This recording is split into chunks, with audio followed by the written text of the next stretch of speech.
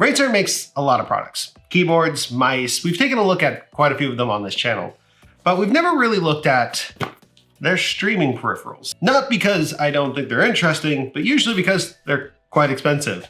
But after getting this for only $100, I figured it would be a good time to revisit the Razer Kiyo. And I'm hoping that this will be a solution to a problem that I'm having on my second channel. So let's unbox it and see how impressive a high-performance adaptive light sensor with uncompressed 1080p 60 FPS video really is. Yeah, all that's from the back of the box. Let's get right into it.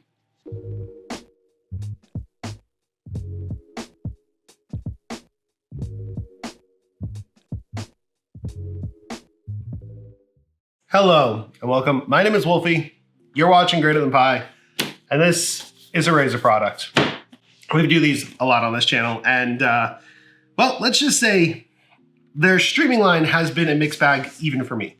I had the Razer Ripsaw when it first came out, and I had mixed feelings about it. It worked sometimes, and then not others. And actually, it's one of the many things that got me off of USB capture cards. I own an original Razer Kiyo. They still sell this. It's just called the Razer Kiyo. It has a ring light around it. The problem is that ring light doesn't get nearly bright enough to actually work in a low light situation. And furthermore, the actual sensor itself on here isn't very great. It's very grainy. It's not nice to work with. Now, the cameras I use in my everyday recordings are both Canon cameras, and I normally use one of these. This is a 24mm lens. I'm actually using a slower, wider lens right now just to see how it looks, see if I like it. So far, it looks good. I can't really tell until I start editing it. But point is, with a lens like this and a camera like that, you can get much cleaner footage than you could out of something like this. The problem that I specifically face with my second channel is I actually don't use my normal face on my second channel.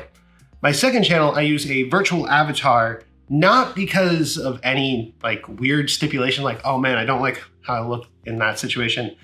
It's actually entirely for the people around me. I can essentially have no background.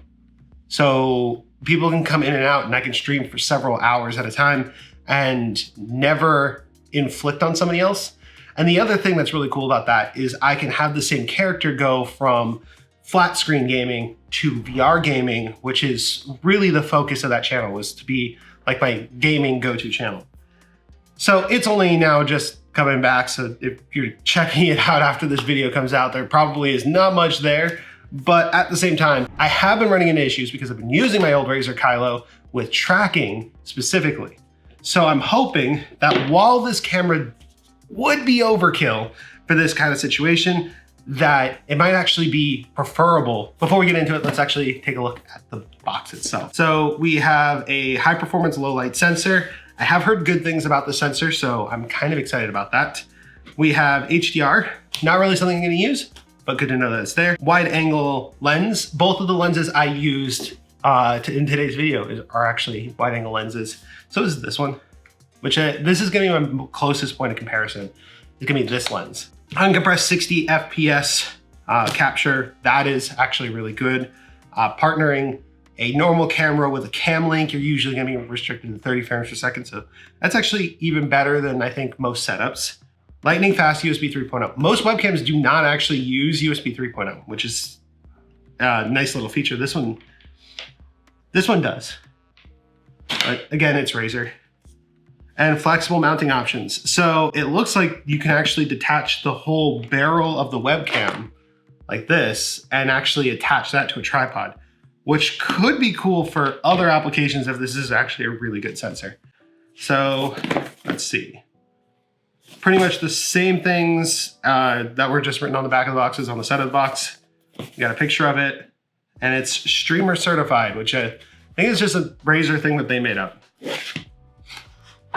Okay, it's time to be seen and heard. There's a new thing here. It's got like it even talks about the microphone having specialized patterns. I'm gonna be honest, if you're buying a webcam like this, chances are you already have a better recording solution. Okay, there's actually a lot there. I'm looking at this. It's a really cool looking webcam. Okay, so we got our instruction manual. As I suspected, there's an included stand. You can do a tripod, you can do a GorillaPod, you can do just about anything. It does have USB-C, love that. Our stickers are right here. They're classic Razer green stickers. And yeah, I mean, it looks pretty straightforward. As long as you got Synapsys 3 plugged in, this thing's gonna go right ahead and take over.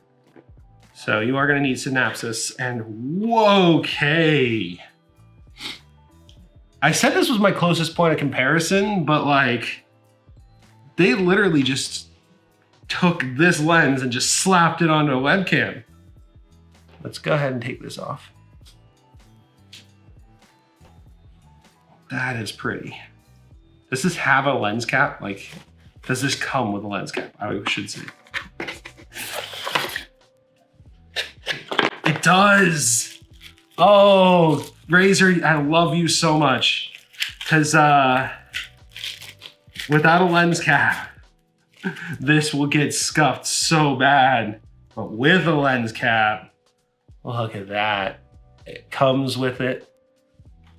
Love that. All right, so let's unbox the rest of the stuff and then we'll take a look, and then there's the cable. Okay, so we already took a look at one of the best little things that came with it. So let's undo this so we can get a closer look. So yeah, this whole thing just comes off like it looks like a camera lens. That is pretty cool. So let's actually take off lens caps, take a look. Oh, wow, interesting. It's gonna get real hard to focus on these, but I'm trying to get them both to come in focus. If you look at them, you can see that they're pretty much the same. Let's see here. We got an f1.2, which is an f1.2, 24 millimeter, and this is a 3.8 millimeter. So this is oh no, it's a 14 millimeter. So this is actually a wider angle than this. That's cool. I mean, it's practically a camera lens, just strapped onto a webcam body. That is really cool. I actually really like that. I mean, it literally feels like you could strap this to a camera. That's awesome. Build quality wise, it's all plastic. But it doesn't feel cheap. It feels like a camera lens. And then, as said, you've got a lens cap that you can put on it. That's good for both privacy and also for the sake of storing the webcam or transporting the webcam, you actually have a nice bit of protection on it. I do like that. Comparing it to the old Razer Kiyo, let's take a quick size comparison here. You can see that it actually eclipses the old one. Like, lens-wise, this one's significantly bigger than this one. It looks like it quadruple the size in the sensor, which means this is gonna be really good for low light, which is exactly how Razer advertises it. So goodbye, old Kiyo. Now the stand, oh wow. We've got two points of adjustment, which means you can tilt the webcam independent of the gripping mechanism. Let's go ahead. We're gonna plug this right into our main capture, editing, and recording PC. And I'll do both a test with the model and also one that's just like my face in my normal lighting. So this is a test of the Razer Kiyo in what would be my actual setup, like with no additional anything. Background, there's no backlight, there's no overhead lights. This is generally how I actually game. The only light that's on is there's one in the corner over here that's just there to help kind of illuminate the desk a little bit. But other than that, like, it's really dark in here and it doesn't look like it on the webcam, which is nuts. Clarity wise, even in this low light situation, like movement looks really, really good. It's really sharp for 1080p. I can see the infrared sensors for the VR stuff. This is its widest setting, by the way. And from here, you can see like my entire Steam Deck, like cleaning cloths and everything for all the tech over here, VR headset, and also my fiance's junk, which is wider than I would normally record.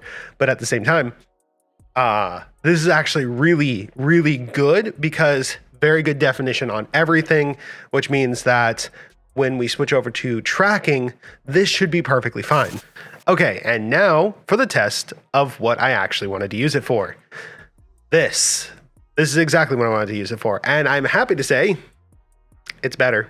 It's much better. And it's doing so with much more accurate tracking, facial expressions like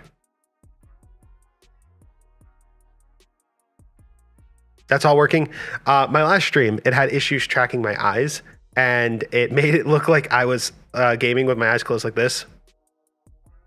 I can't even actually force, let me see. There, I can kind of still see. Yeah, this is doing a much better job of tracking. It's doing a very, very good job of getting my eyes, my face. I can move my hand in front of it and it's not gonna break tracking too badly, which is really good. And then more importantly, and this is something that has been kind of bugging me about the old one, is my space that I can move around is now much greater before we lose tracking. So for the most part, it can actually maintain tracking. It's doing a really, really, really good job, much better than I've experienced with the older version. So this is as dark as it gets in my apartment. Little spooky, little ominous, but working. You can still see me very clearly, which I'm not sure what this is. Oh, actually, that's the monitor over here. Okay, so this is literally just this monitor. So if I were to do, oh, I don't know, this, there we go. You'd still be able to see me pretty well, even though it is absolutely pitch black in here. Let's throw in some key light-ish sized lights and see what happens.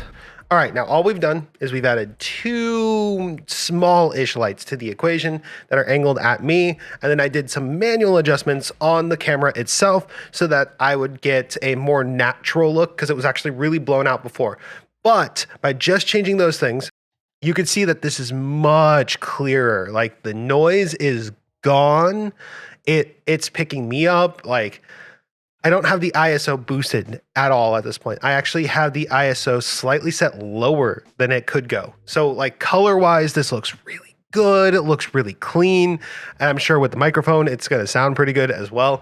I'm actually curious to see how this looks in editing because from what I'm seeing right now, it looks really, really cool. Really, really good. I like it. It's got a nice blue shift almost to it. It's cool. It's a very cool look. But I'm impressed. I am damn near like blown away because my camera cannot do this in this confined space the way that it is. And if I can find a way to permanently mount these lights in a way like this, this could be an actually really useful setup for me. And there you have it. That is the Razer Kiyo Pro. Now at $100, this thing is absolutely amazing. And from like where I'm sitting right now is actually going to be a very, very, very useful tool for me in the near future. I really do like how it looks. Like it's got a really good color profile. And whenever I need to do something at my computer desk, it will be a little bit easier to get some footage of it. So I hope you guys enjoyed this video. If you did, consider giving it a like, maybe commenting, subscribing.